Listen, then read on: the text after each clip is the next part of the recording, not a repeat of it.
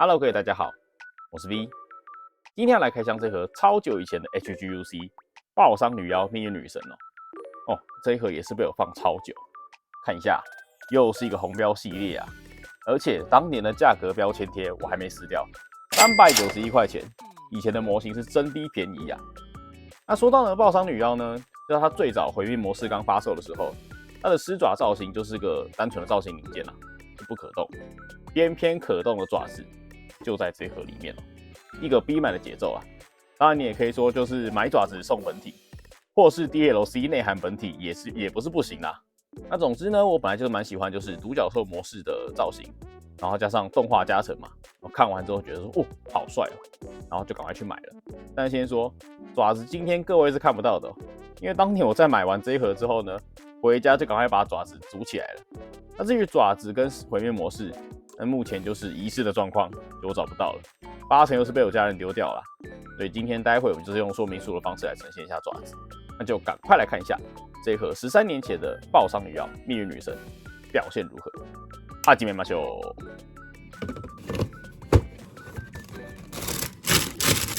板件数量总共10片，包含 PC 板件，大部分都是沿用了1号机的板件。针对命运女神的新规板件则有2件，但就像刚刚我所说的，爪子的零件早就已经在13年前就被我先剪下来了，等会会用说明书的方式来呈现。其实这样看老模下来会有个感触啦，万代确实技术力一直有在进步。看看去年最新的 G-Crux， 单单7片板件就有超强的分件跟可动，时代的差距啊，各位。再来是贴纸，还得是老模，超级大一片。那这边基本上也就是宣告了金色大部分都是采用贴纸了，没什么好说的啦。那我们就进组装时间。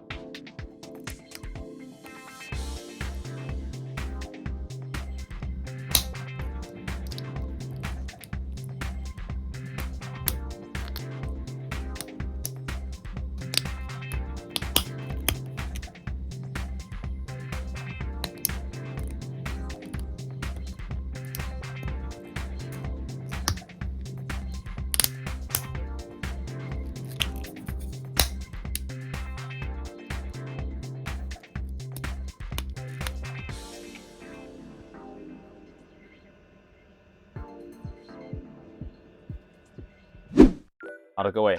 这台 HGUC 的爆伤女妖命运女神组装完毕了。那基本上呢，就是贴纸地狱哦。那就像前面刚才讲到的，金色的部分全部都是用贴纸来呈现哦。那除了像天线啦，然后还有脖子四周围的装甲，这边就是用这种丑大变金来表现之外，其他全部都是贴纸。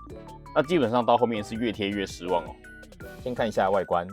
跟熟知的爆伤女妖配色其实有些差距。一般认知上是黑色，但模型配色是比较靠近蓝黑色。本身真的有黑色的地方是在脚掌处，跟说明书上的范例颜色也有落差。造型整体看上去比例是不错，各处装甲透过零件结合或是深刻线的方式，营造出内藏精神感应框架的状态，立体感非常强，在外观上非常的还原。不过像是脸部本身的造型，因为没有什么刻线，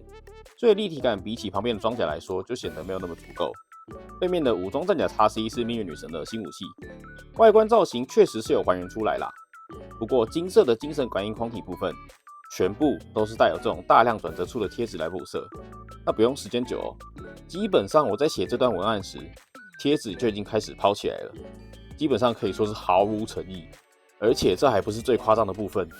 唯一的部分同样可以展开，透过中间的 T1 零件安装上去。那这2片的卡榫，因为把玩的需求，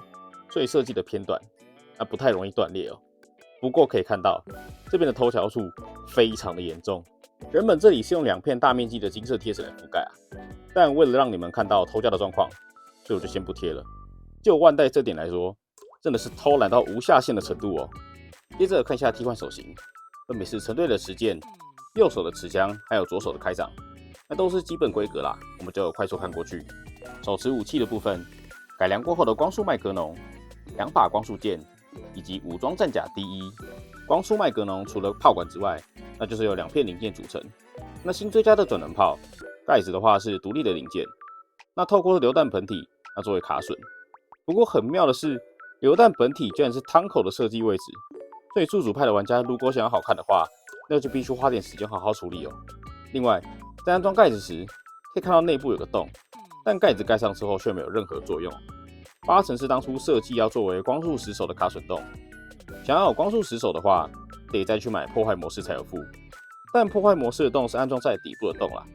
所以很有可能也是个废案，说不定。旁边的辅助握把可以搬动，平时能在背部尾翼展开的状态下收纳在背部。光束剑就不多说太多，不过光束的特效比起今年的模型要短小了不少。剑柄呢是收纳在手臂的内侧，由于命运女神背部追加了武装战甲，会多出2把不用安装的剑柄零件，可以在不拿出手臂内的剑柄状态下，直接摆出持剑的姿势。武装战甲第一也是新追加的盾牌 ，Mega 加农炮的造型也有还原，不过除了连接本体处的零件是有做分色之外，其他都是用贴纸来进行做还原哦。平时透过替换零件安装在手臂上，不过有点松哦，把玩一下就会脱落的程度。也可以透过另外一个替换零件安装在尾翼展开后的背部，底部的2片翼状装甲可以向上搬动，还原剧中高出力喷射的状态。在这个状态下，平衡感倒是不错，没什么倾倒的问题。吃爪的部分就没办法给你们看到了，这边的分色还不错啊。爪子的金色框体是采用透明镜来呈现，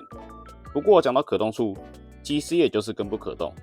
要让前端的爪子弯曲还是无法做到。接着看一下贴纸。补色区域跟头角处，首先是贴纸，默认的眼睛，然后是光束麦格农瞄准镜的部分，再来就是天线前端的黑色装甲，这一部分就是在有转角处，非常的没有诚意哦，连这个小的分色装甲都不给。再来是各处的小型金色喷射口，那其中呢侧裙甲的贴纸，因为要吻合造型，所以在边角处带有预先切割好的切割口。然后是刚刚讲过武装战甲 XC 金色的部分。盾牌灰色的部分，以及狮爪的前端，再来是补色区域。其实大部分都用补色贴纸带过去了，不过还是有需要补色的地方。光束麦格农的弹夹，以及轮转炮的深蓝色，盾牌内侧的灰色。那最后就是头角处，脚底板这一次很难得的没什么头角的地方，中间的那段我个人觉得比较像是造型啦。然后再来就是刚刚提到的尾翼内侧，真的头很大。接着看一下可动。本体是用很久以前的1号机啦，所以可动上是没有现在的模型这么优秀，算可以预期啦。那我们首先看一下头部，上仰的部分有额外的关节，本来这部分的表现应该是要不错，但因为沿用1号机的设计，加上爆伤女妖脖子周围的装甲会在后方多了2块凸起的造型，因此在上仰时会产生干涉，被迫要稍微向左右摆动哦。那俯视的话就没什么表现，基本的侧摆跟左右旋转。那也都是正常水准的表现。接着是躯干，那这腰部呢是完全没有关节的，所以在后仰、弯腰还有侧摆，那表现都是0分哦。那左右旋转呢就是正常水准，手臂的360旋转会稍微打到后方的战甲。值得一提的是，这个时期的连接处采用了直轴设计，但平举跟外摆的可动幅度并没有因此提升太多哦。肩胛的可动范围很有限，那平举呢最多就是到90度。手肘是单段可动，弯曲角度最多大概是接近100度，但奇怪的是，这里居然没有指挡设计，所以你要向后折也是可以。侧面的装甲可以向外搬动，露出收纳的光束剑柄，那其余的根部旋转以及手掌旋转，这些都是正常水准。裙甲部分 ，HG 常规的2片前裙甲联动，那角度最大就是90度，当然要用笔刀或是剪纸切开来是没问题。后裙甲就完全不可动，侧裙甲的话只是大概30度。前踢可以来到90度，后踢的话受限于后裙甲，所以只有少少的10度。另外连接处是采用传统的球形关节，因此侧摆的幅度也只有少少的30度哦。根部旋转的话也不用想了，大概就这样的可动幅度而已。屈膝是单段可动，角度就是90度。脚掌也是采用球形关节，因此在前后摆动、侧摆以及旋转就是有一定的可动，但都不会到太大就是了啦，就是个有但不多的水准哦。那以上就是这台 HGUC 爆伤女妖命运女神的开箱了。那老实讲，就是完全的不推荐啦。那首先本体兼用1号机，那这部分就是大家早就知道万代了嘛，就是应该是不会为了就是2号机同样的造型，然后去新开一个模，这不可能的事情哦。他想省开发成本，这大家都接受。好，但是身为爆伤女妖，它的一些特征，像是天线的部分，那前面这个小黑色的这个装甲，刚才前面有讲过，这边居然也是用贴纸来呈现，这个就超级没诚意。好，就算了，没关系，到这边我还能接受。那命运女神的新武器，它包含说光速麦格农的这个转轮炮，那还有这些新追加的这些武装弹甲的部分，你要说精神感应框体全部都是用金色来呈现，这一点我就觉得很不能接受啊！你就空有个造型而已，然后其他的部分全部都是叫玩家自己用贴纸，不然就是要全部自己补色，就是超级没诚意啊！然后这样就是偷雕处，那个偷雕处真的超级夸张。上一次啦，看到这么多的偷雕处是在 Mega 路卡里欧身上。哦，那台也是超级扯。那总之呢，各位，如果说你最近突然想回味一下哦钢弹 UC， 然后接下来呢看到这台命运女神的表现，你觉得哦好帅哦，麻烦不要买这台 HGUC， 左转一下 ，RG 在等你。OK， 虽然说我本来就有听说，就是 RG 上面可能有些表现也没有到那么好啦，不过你要想想哦，你买了一台 HGUC， 然后你好不容易组装了起来，然后结果才发现。分色竟然是如此的一坨大便，好，但是呢 ，RG 至少人家分色还有造型，那都是帅的，所以尽管 RG 可能有些缺陷，但你真的要组命运女神，然后又是这种小比例的话，直接左转 RG 好吗？好，那我们今天影片就到这边结束。那如果说你对这台命运女神有什么样的意见的话，欢迎在下方留言给让我知道。那我们下支影片见，拜。